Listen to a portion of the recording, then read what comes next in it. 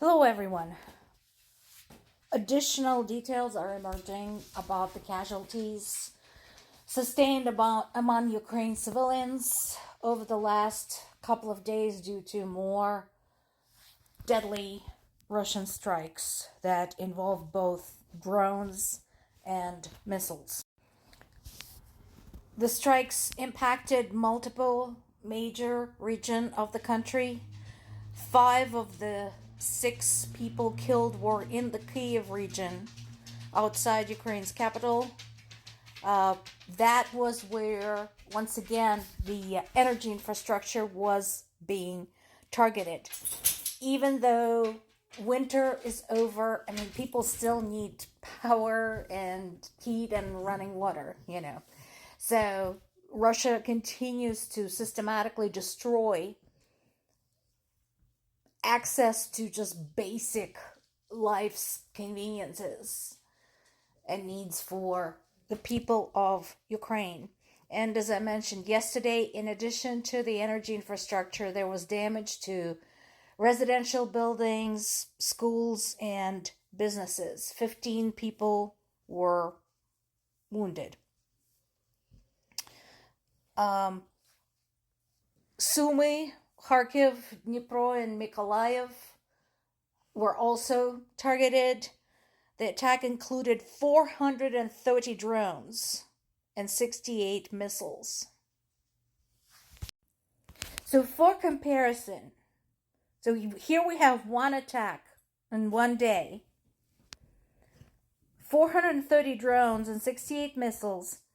Now that we have some stats from Iran, over the last 2 weeks, Iran has fired roughly 2,000 to 3,500 drones at the US and allied forces.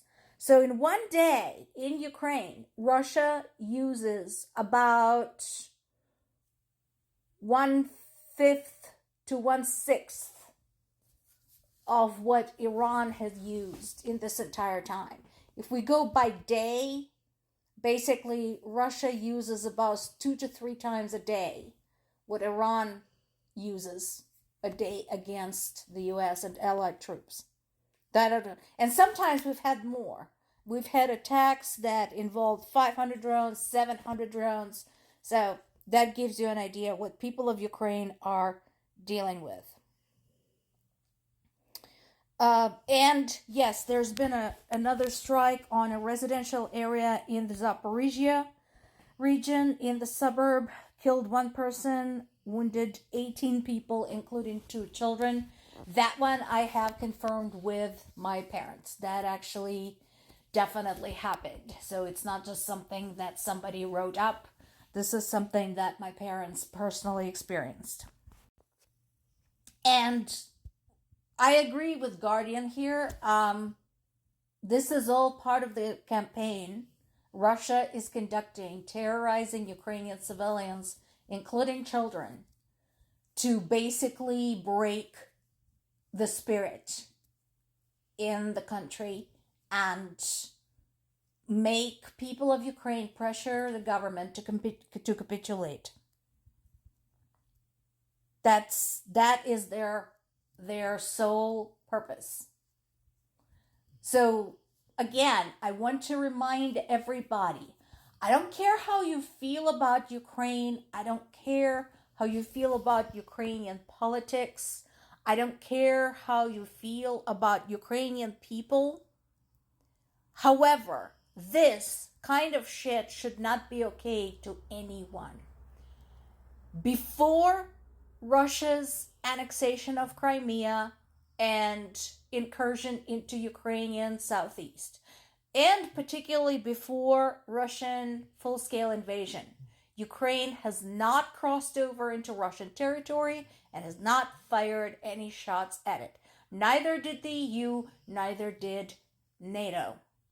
I don't care who told you what. That is the facts. That has been proven, that is documented. And whatever problem Russia might have with Ukrainian military specifically to those who are going to say, but what about the Donetsk region? Yeah, okay. So that was a military conflict there. Fine. Why are they targeting civilians? Ukraine doesn't target Russian civilians. Why is Russia murdering Ukrainian children? Why did Russia kidnap thousands of Ukrainian children? Why is it torturing Ukrainian POWs? There is literally no excuse for that. Not by international conventions, not by any kind of human rights laws. So, and in addition, yes, it continues to be a threat to Europe. Ukraine continues to be Russia's punching bag and a barrier between Russia and Europe. And people still don't seem to understand that. Because as part of this latest attack, Poland, who is a NATO member and an EU member, had to scramble jets to protect its airspace, although this time no violations were observed. In Moldova, again, look at the map, see where Moldova is. They're not in a very comfortable position there either. They said there was an intrusion by a Russian drone into Moldovan airspace in a border district. So, again, it's not just Ukraine. It was never about Ukraine. This is a threat to the rest of the world. Because Russia doesn't just attack its neighbors in a physical sense, but it is constantly threatening, it is constantly unleashing cyber attacks, it is constantly orchestrating terrorist attacks, it is constantly meddling in elections. And again, it's not just me exaggerating. Go look it up. This is all documented by reputable sources. Multiple reputable sources. This has been covered many times.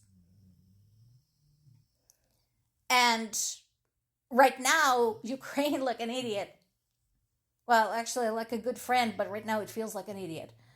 Even as the US is betraying Ukrainian interests, Ukraine is providing its expertise and its much needed interceptor drones to help out in the Middle East. In exchange, yes, they're asking for more missiles for the air defense Patriot systems, and they're asking for some help on their front. I think that's fair. And that's another thing. Ukrainian experts have been telling the world, guys, wake up and upgrade your military books. And some have, but unfortunately not enough, which is why right now Iran is kicking ass no matter what the US administration is saying. Those hundreds of drones that they had a chance to test in Ukraine are now raining on the heads of people who do not live in Ukraine. And Ukraine is the one helping people defend against that. More to come.